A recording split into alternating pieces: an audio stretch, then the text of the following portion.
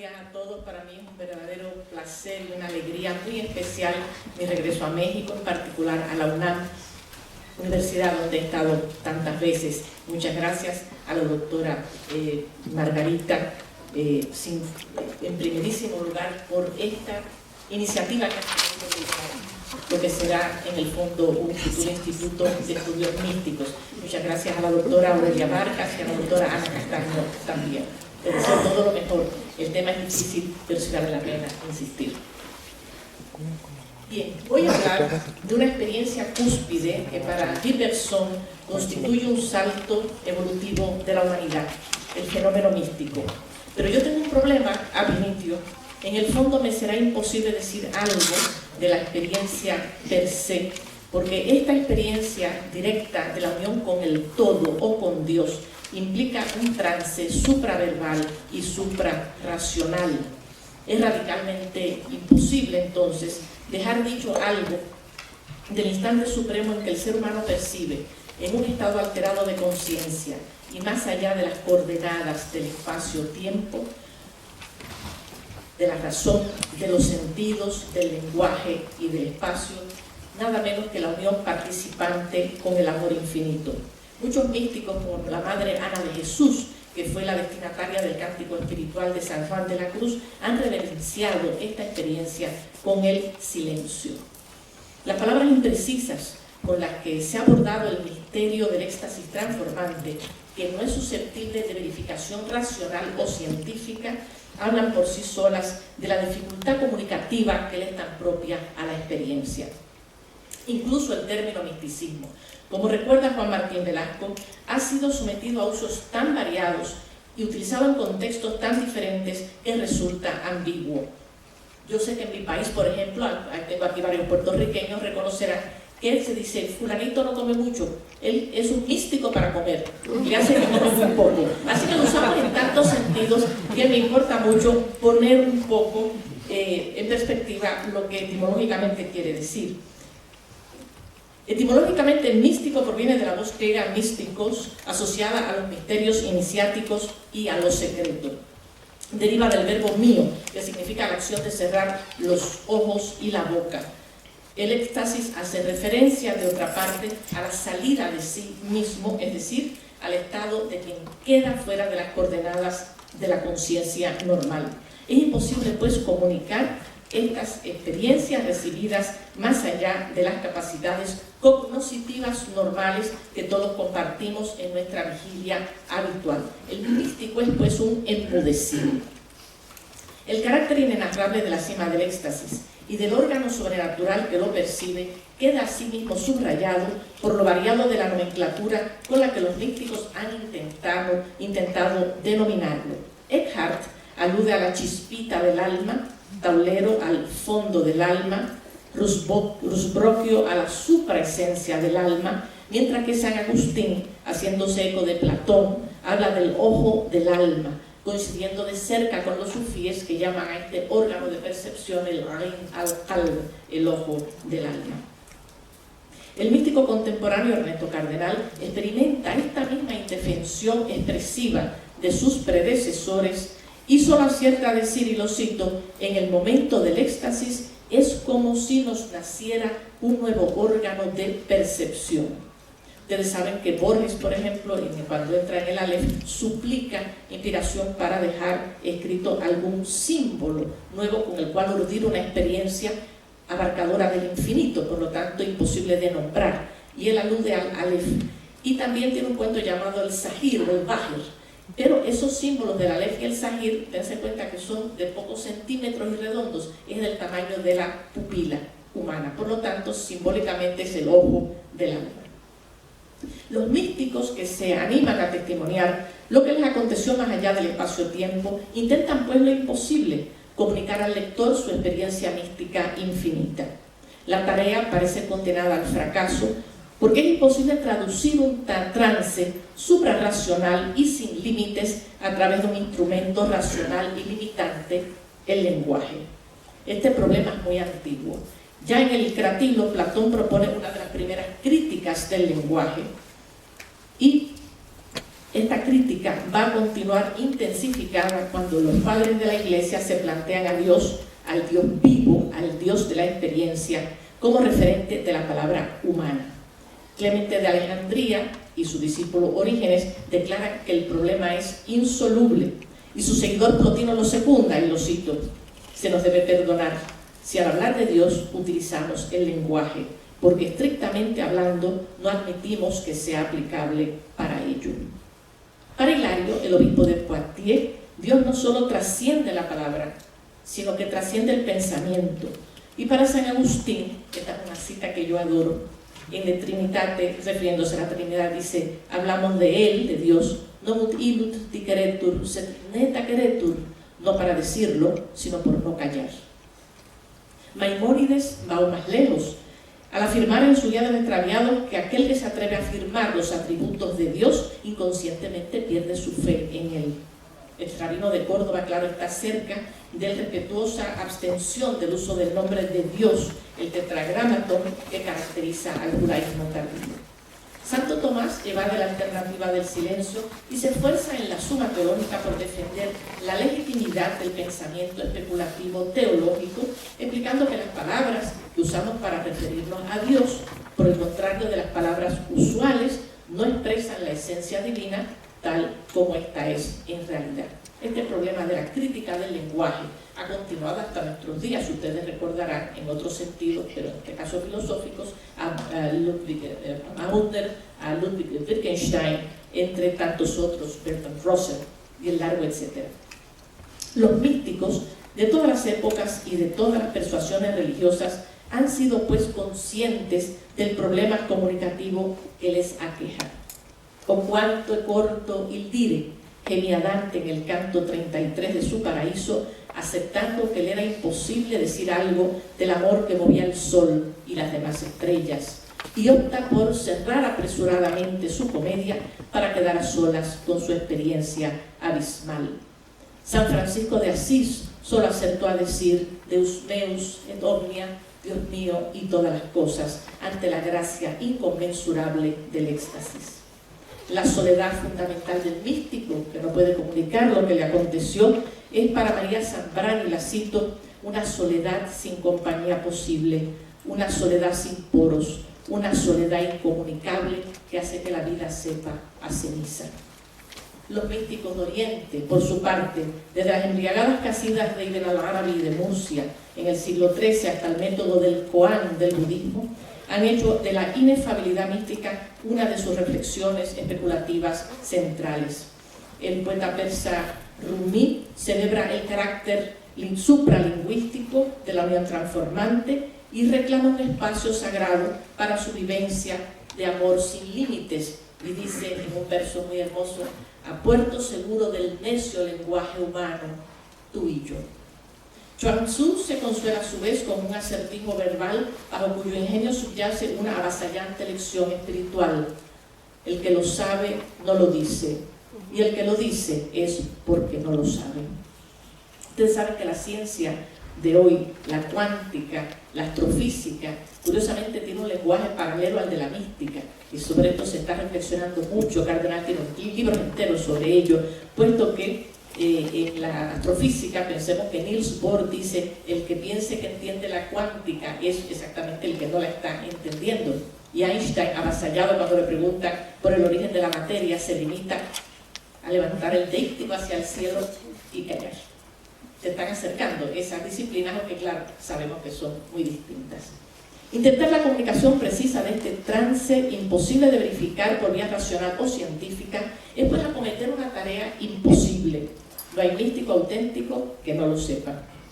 A pesar de que comprenden que su desesperado intento comunicativo será en vano, los místicos han intentado, sin embargo, sugerir algo de su trance teopático, sirviéndose de unas desconsoladas aproximaciones simbólicas que resultan enigmáticas en cualquier lengua y en cualquier época. Hablan del todo y la nada, del mísero cuerpo de arcilla que sin embargo contiene dentro todas las esferas del universo. Hablan de la música callada, la soledad sonora de San Juan de la Cruz, del rayo de tiniebla, en el pseudo Dionisio, De la luz negra es el persa Simnani. De la noche luminosa y el mediodía oscuro, este es Shabastari. De la esfera cuyo centro está en todas partes y su circunferencia en ninguna. Y de la ley circular, ese era Pascal, que para Borges, en el cual Borges vio el universo entero y a sí mismo. Está el caso de Blaise Pascal, uno de los más emocionantes, que en su memorial, que tenía cosido en el hábito, y cuando lo van a amortajar lo descubren, él tiene aquella famosa frase de el año de gracia de 1654, lundi 23 novembre, jour de Saint-Clément, papa et martyr, et autres martyrologie. Él va fechando por el calendario litúrgico, el instante en que recibe la gracia, y añade, depuis environ 10h30 du soir jusqu'à environ minuit et demi, más o menos desde las 10:30 de la noche hasta la medianoche, y de momento calla. Y lo único que él puede hacer es escribir la palabra fuego, feu, en caracteres inmensos en el memorial, para decir algo. Después de la palabra feu, tiene un silencio en la página y continúa él, Dios de Abraham, Dios de Isaac, Dios de Jacob, Dios de Abraham, de Isaac, de Jacob, no Dios de filósofos, de savant, no es el Dios de los filósofos ni de los sabios, le hacen los teólogos. Certitude, certitude, sentiment, joie, sentimiento, sentimiento, alegría, paz. Y aquí a Pascal. Hablaba Ernesto Cardenal, por su parte, de que la experiencia para él fue algo agridulce, pero infinitamente amargo e infinitamente dulce. Le hace, no lo podía describir. Todos estos místicos que les vengo citando comparten lo que Michael Sells llama el language of unsaying, el lenguaje del desdecirse, es decir, el lenguaje apofático, que constituye una de las características más reconocibles del discurso místico, e incluso que han imitado escritores que no necesariamente son místicos. La apofasis, en griego es desdecirse, es el lenguaje negativo al que recurren los extáticos para decir de alguna manera a Dios, pues saben bien que, y cito, el Tao que se puede decir no es el Tao. El místico se refugia en el dislate y en el oxímoron. Tan pronto comienza a afirmar algo de Dios, se desdice y se desautoriza, protegiendo su experiencia trascendente del limitado lenguaje humano que no sabe decirla. Si San Juan dice la música, Dios no es música, añade callada para desdecir lo que acababa de afirmar. De Dios no se puede afirmar nada. Más allá de las circunstancias históricas y culturales en las que se encuentren, los espirituales que han saboreado la teleopoiesis saben que tan solo han logrado compartir su perplejidad. La literatura mística comparada no es sino la historia de un prolongado asombro. Los dislates verbales de los extáticos, shat, los llamaban los sufíes, constituyen un informe incompleto de la experiencia, pero por ello mismo es posible intuir que han experimentado el mismo estado espiritual inenarrable. Los místicos, y ahora voy a citar a Evelyn Underhill, una antigua y extraordinaria estudiosa del fenómeno, los místicos de alguna manera terminan por persuadirnos de que algo sobrenatural les ha acontecido de veras. Y la cito: a pesar de su incoherencia, las descripciones de los místicos poseen una extraña nota de certeza, una nota de pasión todavía más extraña, que significa, donde quiera que las encontramos, que su origen no es la tradición, sino la experiencia directa. Impulsado por necesidad de negar todo lo que sus mentes racionales han conocido, con un lenguaje que, llevado hasta sus últimas consecuencias, amenaza con venírseles abajo a cada momento, estos contemplativos son capaces, sin embargo, de comunicarnos algo difuso, de darnos una noticia cierta de un absoluto inmutable con el que han logrado una unión verdadera. Los místicos concurren de tal manera en los informes que nos dan acerca de esta realidad que resulta obvio que todos han experimentado el mismo estado espiritual.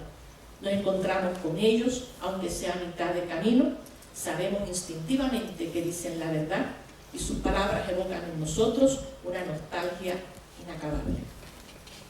Se impone, sin embargo, un caveat. Barbara Kurtz aun cuando acepta que las visiones que dieron pie a la literatura mística pudieran ser auténticas, advierte, y la cito, que el lenguaje de los místicos no puede transcribir una experiencia sin interpretarla y mediatizarla, por más que el místico luche contra los límites del lenguaje. Es imposible expresar una experiencia sin algún tipo de mediación verbal. La experiencia teopática toma entonces forma de los elementos relacionados con las coordenadas culturales históricas y también con el temperamento que el místico lleva a la experiencia y que ayudan a conformar la manera que él tiene de expresar esa experiencia. Los místicos usan, y no lo pueden evitar sino usar, y esto ahora cito a Stephen Katz, los símbolos disponibles de su entorno cultural y religioso. Por eso podemos hablar de la mística judía, la mística musulmana, la mística cristiana, etc. Pero no importa cuál sea el símbolo del cual se sirva el discurso místico, un denominador común subyace siempre la experiencia. Esta es imposible de comunicar con el lenguaje porque trasciende la palabra. El misterio del unus ando, el uno que es dos, trasciende igualmente el lenguaje alterno de otras formas de arte. Santa Hildegarda musicaliza y pinta sus éxtasis visionarios, como haría Blake siglos más tarde.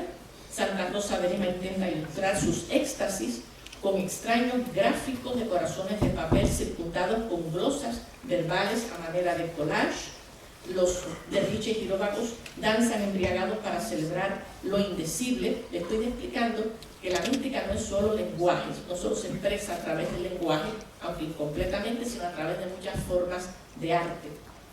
Yo recuerdo que el libanés Mijail Tamimi hace muchos años trató de explicarme la experiencia que él había tenido y lo hizo a través de símbolos geométricos. Yo tardé 30 años en entender lo que él me estaba diciendo. Y aquí están los derviches giróvagos, que ustedes conocerán, están vestidos de la muerte del ego. Este es un sudario. El bonete de arriba es la tumba y este es el sudario, la muerte del ego, la extinción del yo en el momento de la experiencia. Aquí tienen a Ernesto Cardenal, escultor. Esto yo lo llamo un aleph, esto para él es un cactus. Le pedí permiso para usarlo en mis libros. Y esta es una especie de llamarada tan linda y para él es otra planta. Pero los místicos han intentado expresar también la experiencia de estas maneras. Cuando hablan, siempre lo hacen bajo protesta. De ahí la cautela de San Pablo, que arrebatado al paraíso, confiesa y cito que oyó palabras inefables que el hombre no puede pronunciar. Corintios 2:12. No puede, porque es imposible decir el éxtasis. Otro tanto San Juan de la Cruz, que encomienda al desconsolado a un puñado de signos verbales la imposible misión de expresar algo que él mismo consideraba inefable y advierte lo imposible de su tarea comunicativa una y otra vez. Dice el poeta, del éxtasis yo no querría hablar porque veo claro que no lo tengo de saber decir y parecería que yo es menos si lo dijese.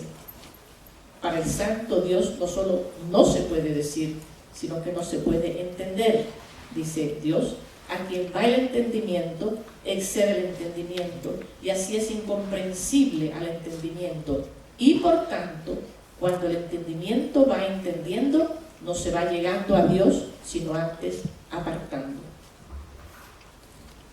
Escribir sobre el trance extático es por eso mismo una tarea desleal, que el escritor se siente tentado a abandonar una y otra vez.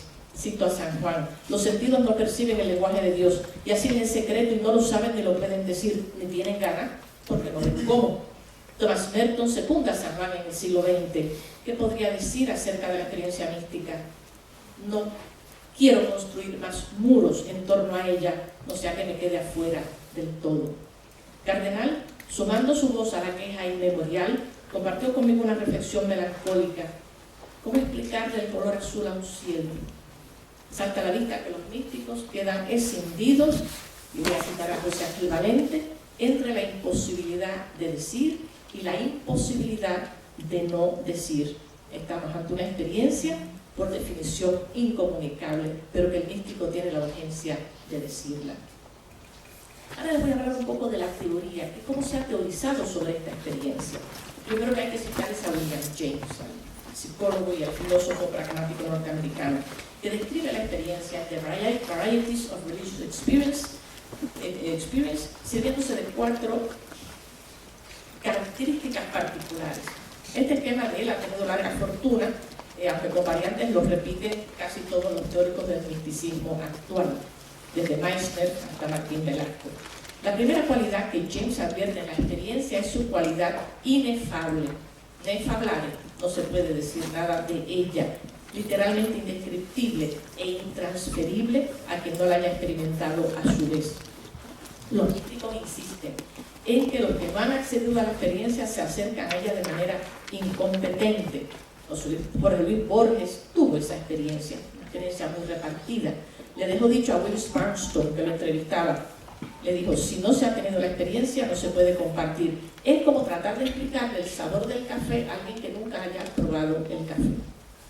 La segunda característica, entonces, es, según James, la calidad noética o intuitiva de la experiencia mística, es decir, su capacidad de aprehensión directa de la realidad trascendente.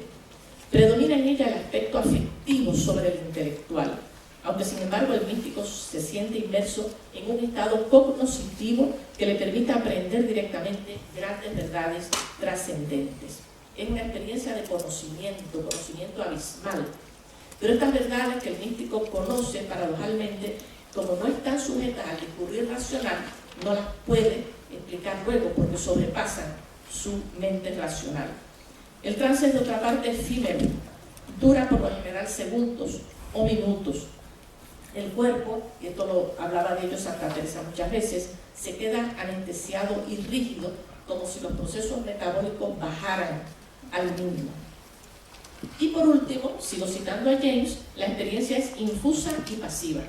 Se puede ayudar a inducir por ejercicios de concentración o de meditación, pero es totalmente gratuita y deja al sujeto con un sentido de impotencia total, como si se encontrara ante un poder ante el cual no tuviera la posibilidad de ejercer su voluntad.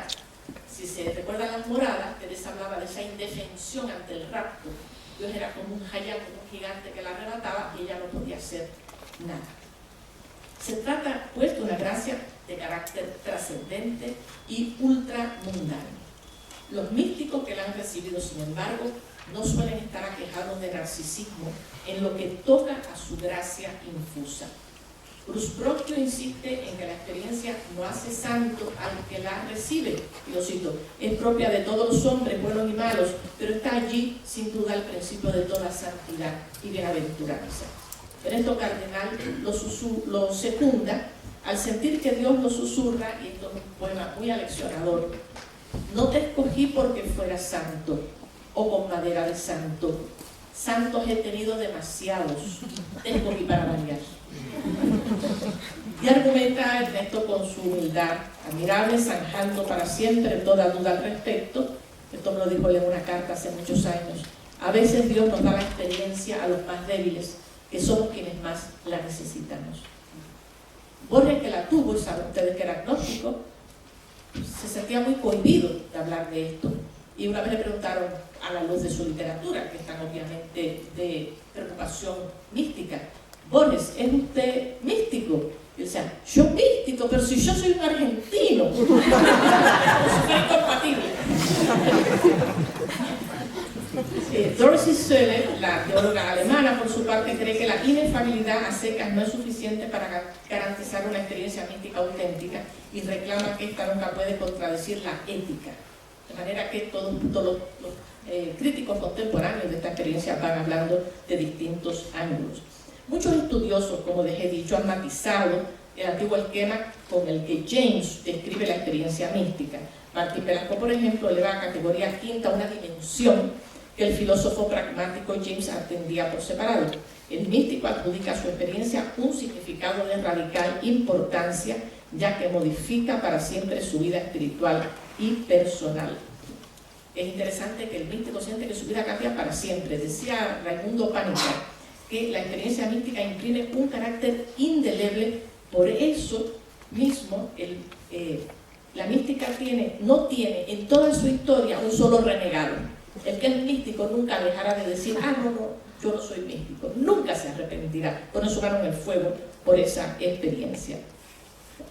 James insiste en efecto en que la experiencia del éxtasis transformante de un rango mucho más alto que otros fenómenos paranormales como la telepatía o el hablar en lenguas queda presente siempre en la memoria del contemplativo. Los sueños no suelen pasar este examen.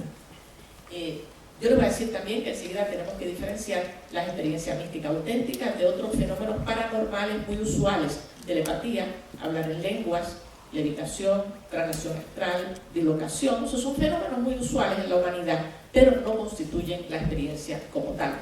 Los místicos han tenido a veces muchas de estas experiencias. El caso de San Juan es interesante. Él tenía un penitente llamado Miguel de Angulo y se acerca al confesionario de San Juan, ve una luz que irradia a él confesionario, como si fuese el aura extraordinaria de este gran místico, y cuando llega a donde San Juan, el padre dice: Padre Juan, hay un resplandor que sale del confesionario, y San Juan le dice sencillamente: calle bobo, no diga nada, aceptando lo que pasaba pero sin darle ninguna importancia. Entonces el contemplativo siente pues una certeza radical ante su experiencia que modifica su vida para siempre. Y Onderhill lo resume de manera lapidaria y dice: allí donde el filósofo argumenta, buscando la verdad, donde el filósofo argumenta y el artista intuye, el místico experimenta. Es el último paso.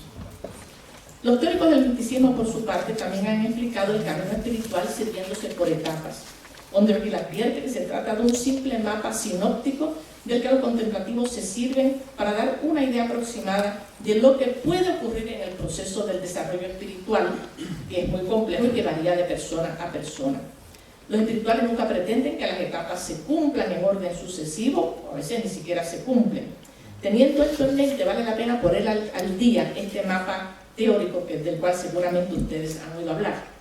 La vía purgativa, iluminativa. Vamos con la vía purgativa, que es el nombre asusta porque nos lleva a la Edad Media y a los latigazos, y no es así. El ascetismo que se suele asociar a esta etapa de la aniquilación del ego se interpreta modernamente también en términos simplemente de un estado altísimo de concentración en Dios. Ustedes saben que se supone que la experiencia mística sea el estado de concentración más alto al cual puede llegar un ser humano. De ahí que las renuncias mundanas, como la reclusión monacal, el celibato, no se interpretan como un castigo, sino como métodos para facilitar el proceso de concentración.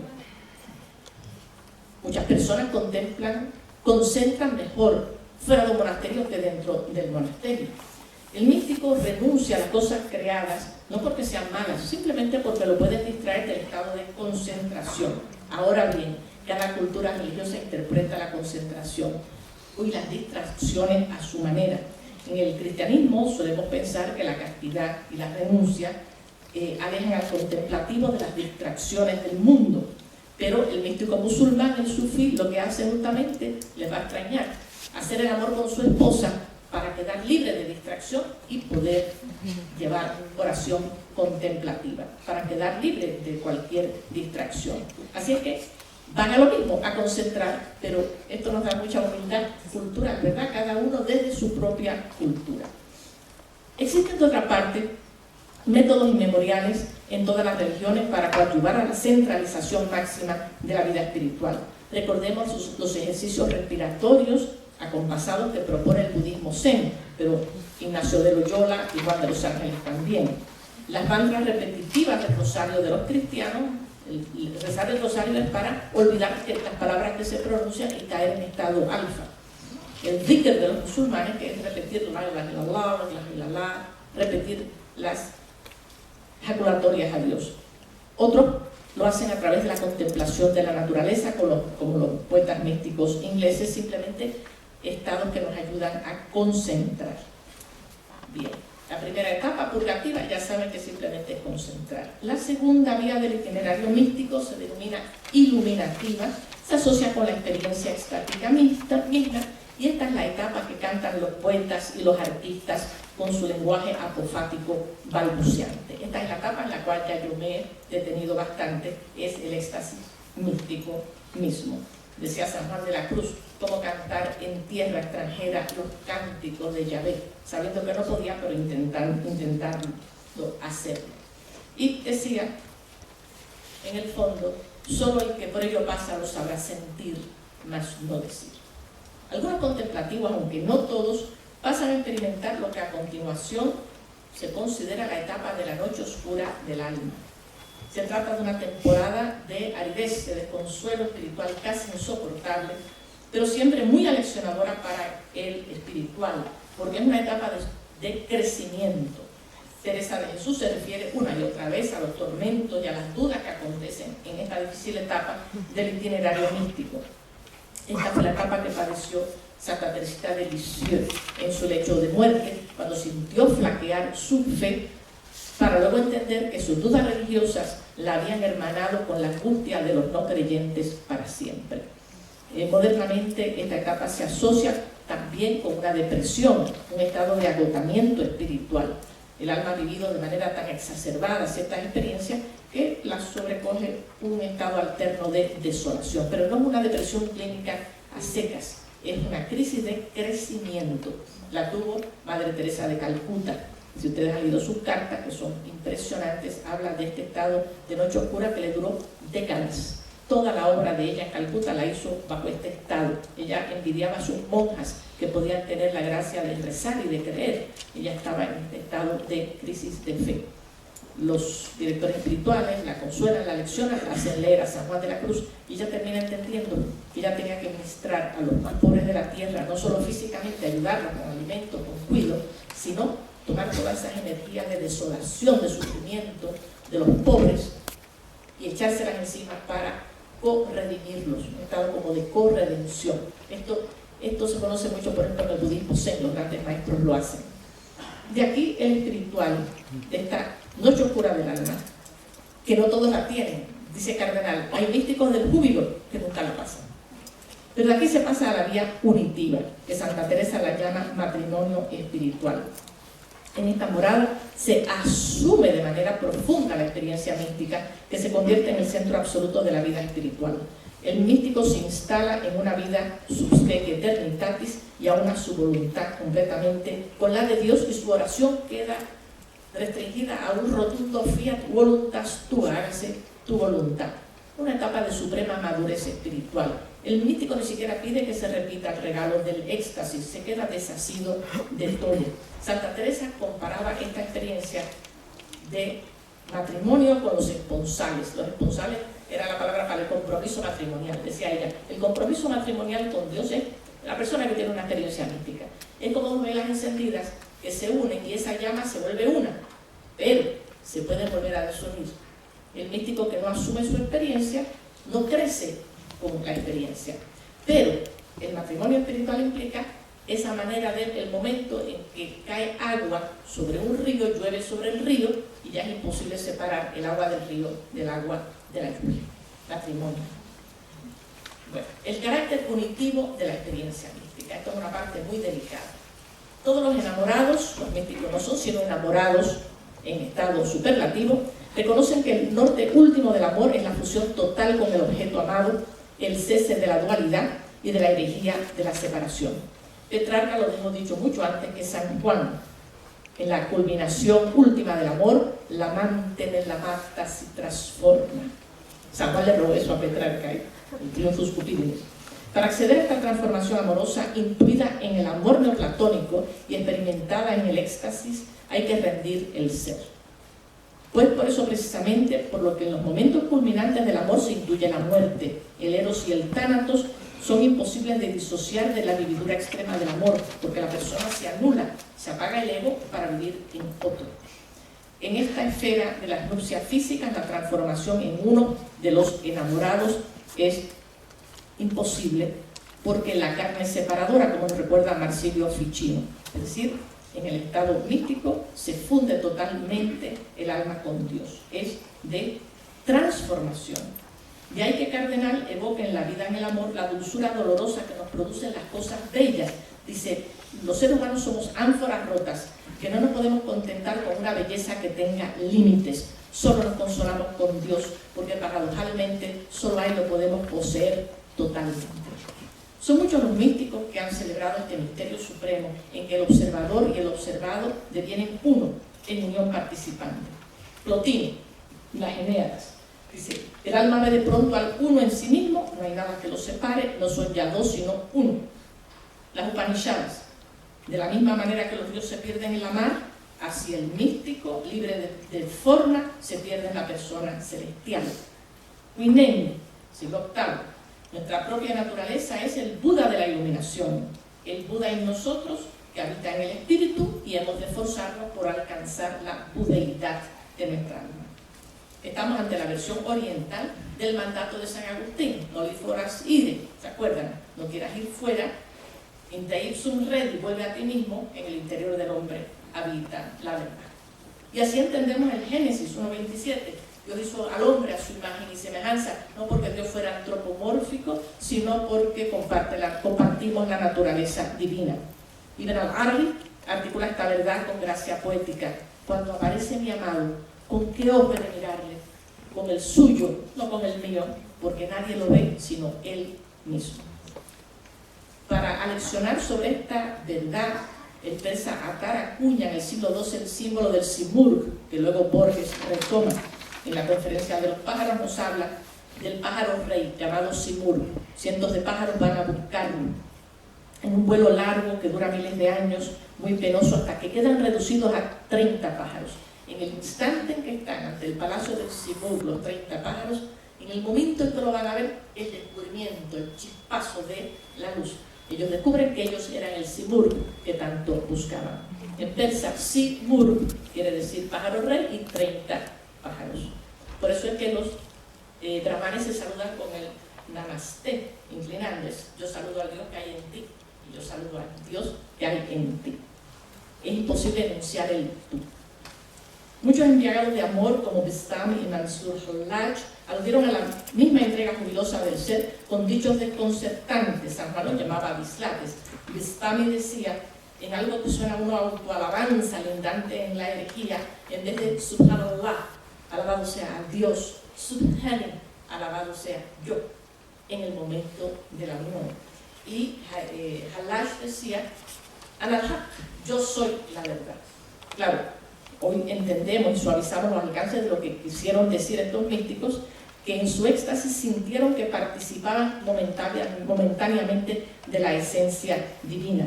El Corán secunda esta gran verdad y dice, Dios está más cerca de ti que tu vena yugular. Y Cardenal dice, no es lo mismo estar juntos que ser lo mismo. Los místicos cristianos soslayan, como se sabe, cualquier extremo panteísta. De ahí que San Juan glose cautamente su osado amada en el amado transformada, explicando que el alma, aunque en efecto se deifica o endiosa, se convierte en Dios por participación. Y añade, esto es lo que quiso dar a entender San Pablo cuando dijo, vivo yo, pero no vivo, no soy yo quien vivo, vive en mí Cristo. De la Chardin actualiza en el medio divino este instinto transformante propio de la experiencia mística al reflexionar, y cito, sobre la aspiración de todo místico, unirse, es decir, hacerse otro siendo uno mismo. Cardenal lo secunda, no sabemos que en el centro de nuestro ser no somos nosotros sino otro, mayúscula, que nuestra identidad es otro, que encontrarnos a nosotros mismos y concentrarnos en nosotros mismos es arrojarnos en los brazos del otro. Y reitera lo insoslayable de esta transformación en uno, con otro poema leccionador. Meister Eckhart decía, se postran y hacen genuflexión, sin saber a quién. ¿Para qué genuflexión? Si está dentro de uno, perseguido por la Inquisición, Gestapo de su tiempo. Esto es muy difícil de entender. Recuerden la frase de John Donne, for whom the bell tolls, don't ask, they toll for thee. Para quien tocan las campanas de muerto, tocan por ti, todos somos hermanos y estamos unidos. Thomas Merton nos da cuenta de la experiencia que le aconteció en el año 47 y la fecha exactamente por el calendario litúrgico, igual que vimos que hacía Pascal, y nos dijo lo siguiente: después de la comunión, durante alrededor de 30 segundos, supe de repente a qué se referían San Juan de la Cruz y San Bernardo cuando hablaban del amor puro. No tiene que ver con esa paz que uno puede llevar en su interior.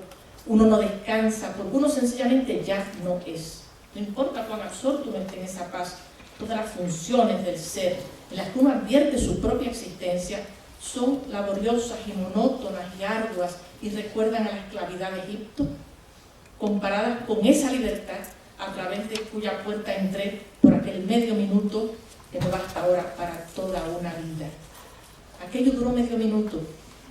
Eu requidere y mea con pelo. Qué horror tener que volverme a replegar en mí mismo, sufrir la indignidad de pertenecer de nuevo al género humano. Para mí es una indignidad ahora. Se puede argumentar que es un privilegio, pero ahora cualquier razonamiento me da dolor de cabeza. Humberto me era muy directo, ¿no? Lleva razón el maestro trapense de Getsemaní. Es una lástima para el místico tener que replegarse de nuevo a su limitado estado existencial, ahora que sabe que su ipseidad auténtica es compartir la esencia de Dios en unión participativa. Bueno, y para cerrar unas palabras sobre la mística en el siglo XXI. Ya desde el siglo XX se renueva el interés por el fenómeno místico. En el diálogo interreligioso, que se da cada vez con mayor espíritu de paridad, la participación de los místicos tiene una importancia insoslayable. Thomas Merton, en su diálogo con el budismo, supo bien que todas las religiones dialogan justamente a partir de su experiencia sobrenatural compartida. Y lo cito: la experiencia del misterio sitúa a quien la vive en la mejor disposición para valorar la vida religiosa, sea cual fuera el lugar en el que florezca. Merton aprendió mucho de la experiencia monástica de los budistas en India, cuando les reciprocaron llamándole amorosamente de Jesus Lama. La reciente valoración de la vividura experiencial mística dio pie de otra parte a la célebre frase del teólogo Karl Rahner: el hombre religioso de mañana será un místico, una persona que habrá experimentado algo o no podrá seguir siendo religioso. Entiendan, tendrá que atender la vivencia, la vividura experiencial de la divinidad. Pero esta capacidad relativizadora de los místicos, que dialogan a partir de una vividura experiencial, no los convierte en anarquistas. Es interesante que los místicos, con escasísimas excepciones como la de Emanuel Swedenborg, suelen ser muy fieles a su ortodoxia en la cual han nacido. De otra parte, la ciencia médica ha comenzado a estudiar la experiencia mística y el funcionamiento del cerebro. Estudios recientes, utilizando tomografías computerizadas, muestran que personas en estado de meditación profunda presentan una actividad alta en la corteza prefrontal, que son los procesos atencionales, junto a una ausencia de actividad en los lóbulos parietales, que son las áreas de orientación relacionadas con el tiempo y el espacio. Privilegian entonces la concentración y olvidan un poco la espacialización. Algo de esto lo han incluido de siempre las culturas contemplativas, cuando intentan propiciar la experiencia noética a través de técnicas como la meditación, el ayuno, el baile, que influyen directamente sobre el cuerpo. Vemos entonces que la contemplación altera el sistema nervioso y detona una cadena de eventos neurológicos. Los cambios fisiológicos explican la experiencia de la comunión con el todo. El éxtasis es real, todo sufrimiento desaparece y todos los deseos quedan en paz. Acuérdense de San Pablo: si en el cuerpo, fuera del cuerpo, no lo sé, Dios lo sabe. ¿Qué implica esto? Una unión inextricable, una súbita armonización del ser, incluyendo el subconsciente. El subconsciente se apaga en el momento último del éxtasis. Les regalo un verso de Jorge Guillén que lo explica: cuerpo es alma y todo es boda. Una joya. Todo ello plantea la interrogante que si Dios se comunica con el hombre, el cuerpo naturalmente está presente en interacción. Ustedes recuerdan a la Santa Teresa, a la estatua famosa de Bernini, con una cara de éxtasis, pero a la vez con una cara de como si estuviese atravesando la culminación sexual. Y hay muchos místicos que en el momento del éxtasis tienen una experiencia orgásmica, porque, no todos, pero algunos. ¿Por qué razón? Porque el cuerpo se tiene que expresar de alguna manera cuando hay vividuras tan altas. No tiene nada que ver una cosa con la otra. Esto San Juan y Teresa aconsejaban a sus dirigidos con toda naturalidad en este sentido. Bien, de otra parte, la psicología y la psiquiatría también han dicho presente en este ayornamiento del fenómeno místico. Ustedes saben, Jung y su escuela han respetado siempre la experiencia, que podría constituir una excelente manifestación de la integración personal en la que se accede al centro mismo de la personalidad.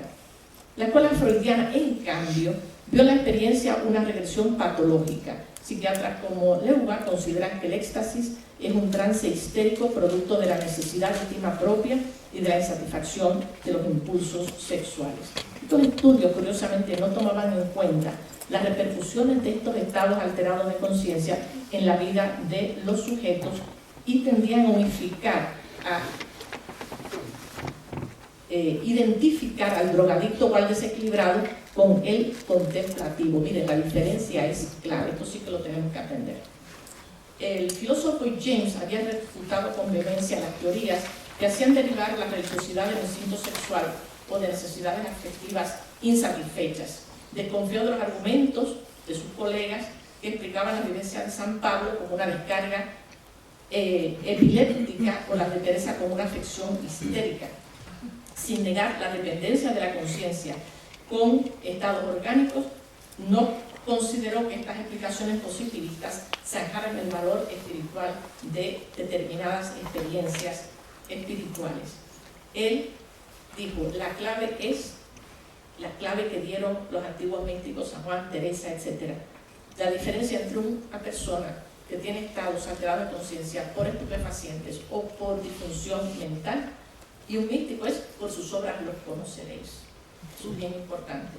El psicólogo francés Delacroix había observado que a medida que se avanza en los estadios de la vida mística, no se produce un empobrecimiento de la vida psíquica, como sucede en las disociaciones psicóticas, sino al contrario, se da un enriquecimiento cada vez mayor.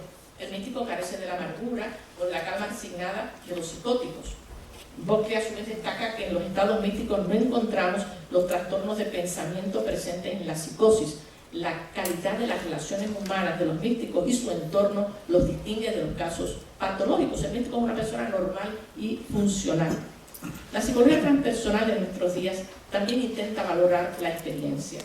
Considera que la cosmovisión occidental, en su forma más rigurosa, es incompatible con la noción de espiritualidad.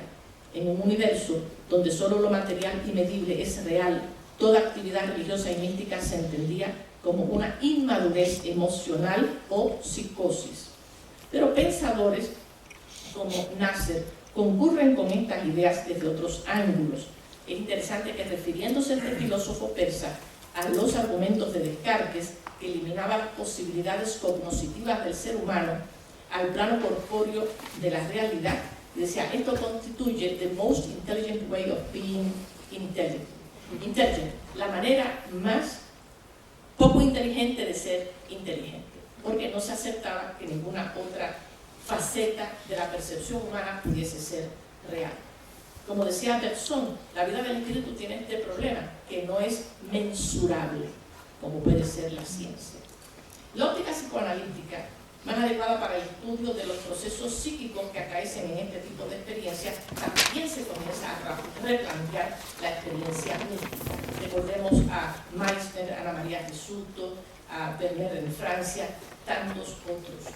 Meissner incluso lleva a cabo un psicoanálisis a distancia de las vividuras místicas de San Ignacio de Loyola, y Ana María Risuto le hace un psicoanálisis a distancia a Freud en Why Did Freud Reject God? ¿Are we wired for God? ¿Estaremos alumbrados para Dios? ¿Acaso esta creencia en Dios esté impresa en nuestros propios genes, ya que nuestro libreto genético favorece la creencia en un ser supremo, y porque esto nos ayuda a sobrevivir? Las personas creyentes lo tienen más fácil. La creencia en Dios nos hace felices, y esto evolutivamente tiene mucho sentido. Comenta Domínguez Morán que este acercamiento, que no prejuzga la existencia o no de una realidad sobrenatural, trata de comprender el psicoanálisis qué factores pueden operar para que la experiencia posea un carácter sano, maduro, expansivo, o por el contrario, sea una experiencia regresiva o patológica. Y nos dice, la experiencia mística finalmente cumple una función fundamental, la de mostrarnos el límite de nuestro conocimiento, al señalar hacia una realidad que trasciende los límites de nuestro yo. El místico es el indicador del otro, en tanto expresión de lo que nos excede. Es el testigo de lo que nos sobrepasa, el recordatorio de que vivimos envueltos en el misterio y de que lo real sigue estando más allá de lo que nos es dado a conocer. Cabe insistir con James y con los místicos de antaño en algo crucial: por sus obras los conoceréis. Los místicos auténticos intentan ajustar sus vidas al amor que experimentaron más allá del espacio-tiempo. Se trata de una experiencia sustentada en el amor, que solo se puede honrar vivencialmente en términos de amor. Por eso los místicos se convierten o en reformadores de órdenes religiosas, de países socialmente atormentados, pero sobre todo en reformadores de sus propias almas. Algunos siguen su vida modesta y oscuramente, acogiéndose a máximas como esta: después de la iluminación, a seguir lavando los platos. Da igual que se llamen Teresa de Ávila, Teresa de Calcuta, Muhammad Iqbal, Thomas Merton, Ernesto Cardenal, Isaac de Luria, o que silencien su nombre para siempre. Ni la época ni la geografía determinan la misteriosa gracia innombrable que cambió sus vidas para siempre.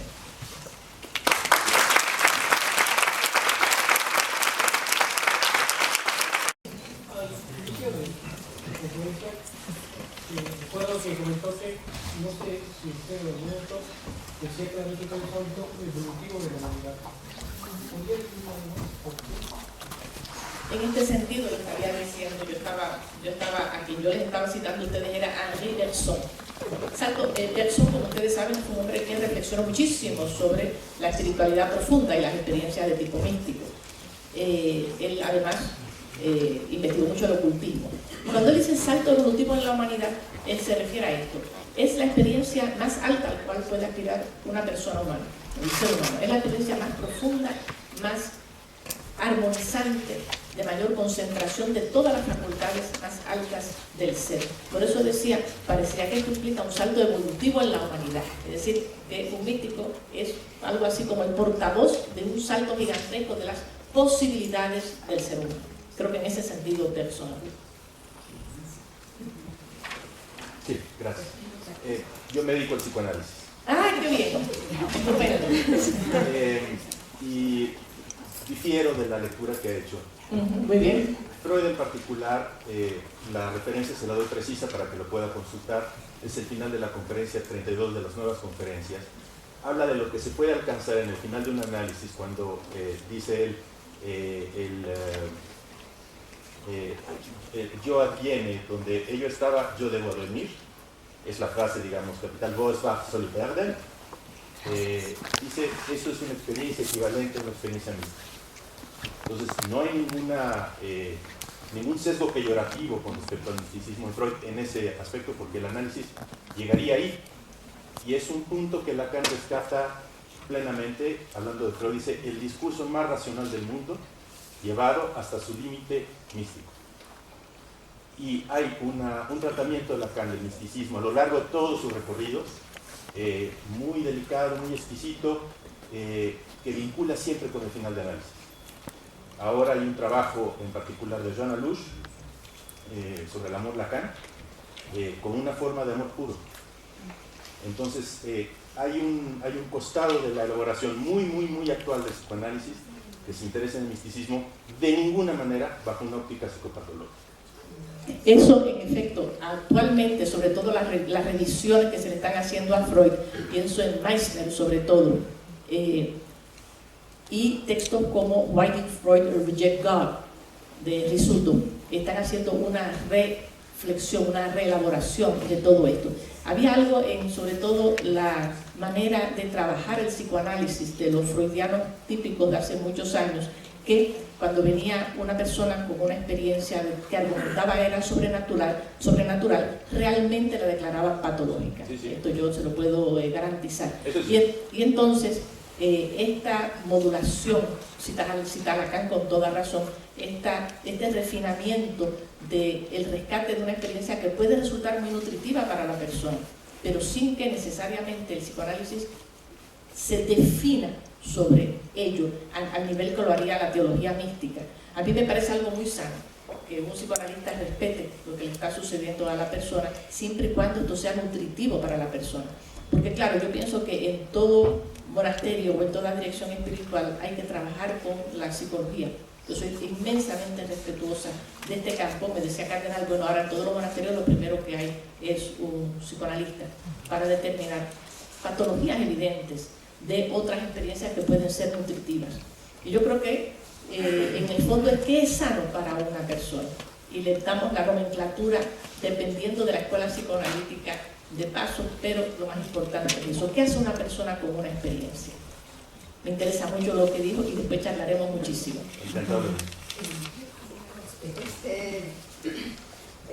Me interesó mucho, creo que es muy aventurado hacer una descripción de lo que son las características generales de la mística, y me parece todo muy interesante. Sin embargo, en todo lo que usted habló, siento que queda fuera completamente la mística judía, en concreto la cábala, empezando por el uso de la palabra, no en la palabra sino en la escritura.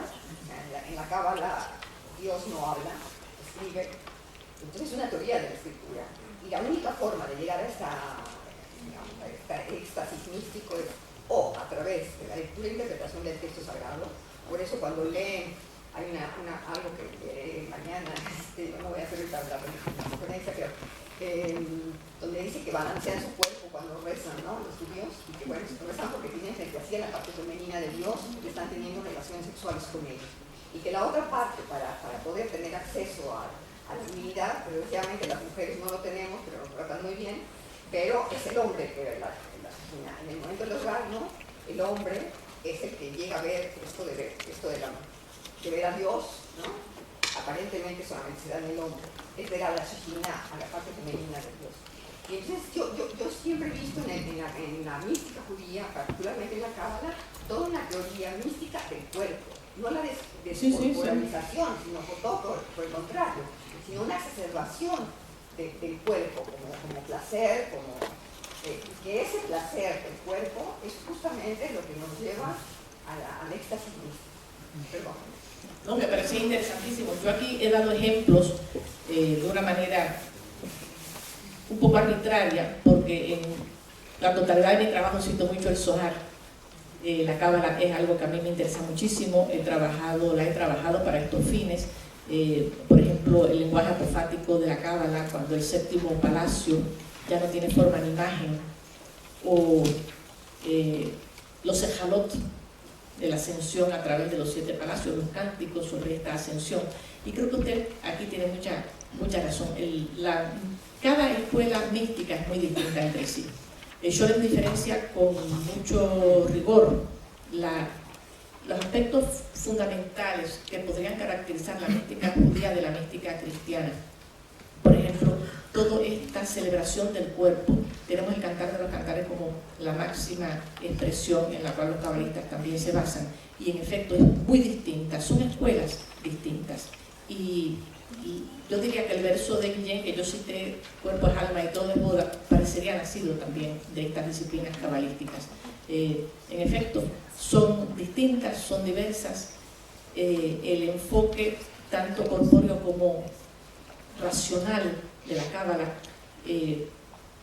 a nosotros los de tradición cristiana nos podrían extrañar, pero es que todas las maneras de expresión mística son diversas. Lo interesante es que siempre, a mí me da esta impresión, a mí me interesa mucho la mística comparada, además desde distintas disciplinas, pero lo interesante es que yo me puedo sentar a hablar con personas de las culturas místicas más distintas, siempre nos entendemos.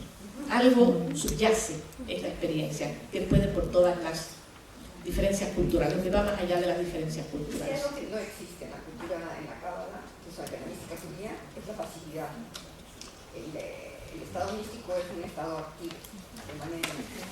Sí, es un estado activo, y además es tan distinto, como decía Scholler, ni siquiera en el séptimo palacio existe entre el rabino o el buscador cabalístico, existe la cercanía a un Dios inmanente que existe en el sufismo o el cristianismo. Hay muchas modalidades. A mí siempre me han fascinado esas diferencias. Me alegro que traiga la cábala porque es algo muy cercano a mis estudios en mi corazón. Y la última pregunta. Maestra, muchas gracias por estar con nosotros para dar una oportunidad de hablar un diálogo sobre estas cuestiones. Yo quisiera permitirle una preocupación que me interesa más, que es el asunto de que probablemente las lenguas modernas europeas tal vez tengan muchos límites para expresar la experiencia puede ser espiritual, ¿no? Es decir, Probablemente la palabra mística no es adecuada creo yo, para hablar de esta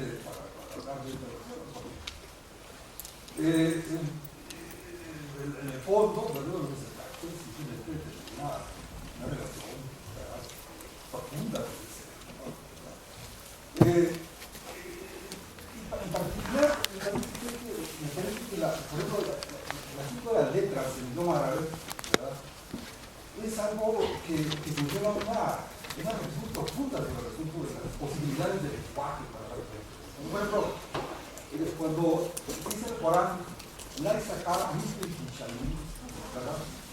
Y desde aquí, desde la interpretación de la palabra ka, se abre toda una discusión en el interior de la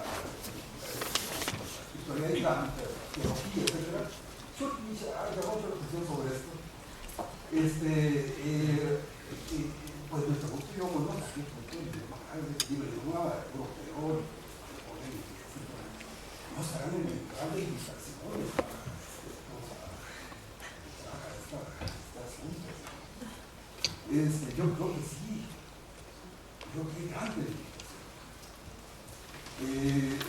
Pero bueno, yo quisiera hablar muchas cosas por unos 3 minutos sobre este tema. A mí en particular, saber que usted tiene alguna información sobre el asunto de la traducción de la obra de un árabe al francés. Está haciendo, sí, está haciendo Wolfgang Jacke desde hace algunos años, no sé ahora cómo está este asunto. Si tiene alguna información sobre este trabajo monumental, si hay alguna idea, si hay alguna interés en traducir la obra de un árabe. Y esto porque esta obra es excepcionalmente importante en todo el panorama de la mística universal. Porque da cuenta de una experiencia que él tiene, claro, no ya mística, una experiencia desde el cual se vuelve una expresión lingüística de verdad asombrosa, es decir, es la obra de una persona que de la evidencia de Jesús, que escribe una obra tan amplia, pero comparablemente más sutil y profunda que la de Martin Heidegger. Bueno, es decir, para mí ha sido la experiencia intelectual más importante de mi vida. Entonces, por eso usted estaba saltando esta cuestión, quisiera preguntarle si hay algo de esto, ¿verdad? Bueno, pues, aunque sea estas dos cuestiones, ¿verdad? Es decir, lo primero y este asunto de... Pero vamos a ver cómo puedo comentar, porque me interesa mucho lo que está planteando. Primero que nada, usted planteaba el lenguaje como instrumento ineficaz para dirimir experiencias de esta categoría, en lo cual todos los místicos están fundamentalmente de acuerdo. Hasta el punto que como el lenguaje es analítico y hace referencia a una cosa en particular, las lenguas semíticas parecen más generosas en el momento de expresar la unión mística por su ambigüedad suprema, por su pluralidad de sentidos simultáneos. Los que aquí saben hebreo o árabe saben que están formadas estas lenguas a base de raíces trilíteras, se vocalizan arriba y abajo, pero no se suelen vocalizar en la lectura normal, por lo tanto queda abierta la raíz al abanico de significados simultáneos. A veces son 7, 8, a veces es su contrario. Decía Borges, en árabe todo raíz significa 8 cosas, su contrario y un tipo de camello.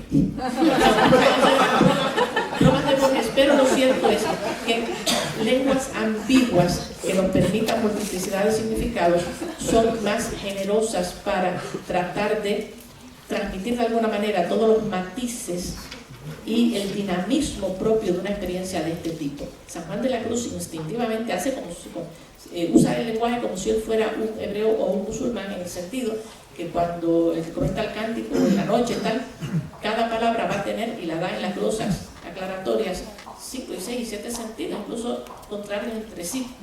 Nadie entendió esta manera de proceder del poeta, todavía no sabemos cómo él maneja su español como si fuese una lengua semítica, pero lo hace para decir, no hay por qué atarse a ninguno de estos sentidos.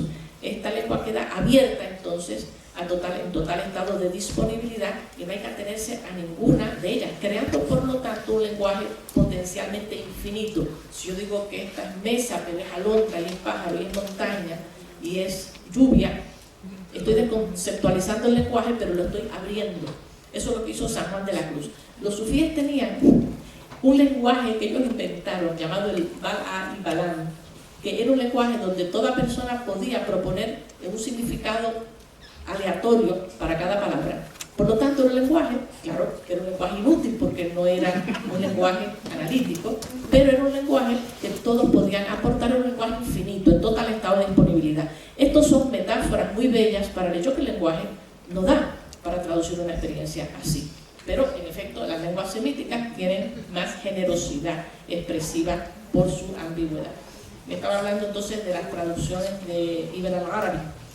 La de Maurice Lotton al francés es muy importante. Pablo Benito es el gran traductor de Ibn Arabi en lengua española. Naturalmente, Sachiko Murata, Chitty están también trabajando en traducciones parciales de Ibn Arabi, de manera que yo creo que este extraordinario poeta, que es como el Sajón de la Cruz del Islam, ¿verdad?, está siendo generosamente traducido en Inglaterra. Está en Ibn Arabi Society, de manera que esto se está trabajando con mucho ahínco y mucha generosidad. Muchas gracias. Bueno, un aplauso.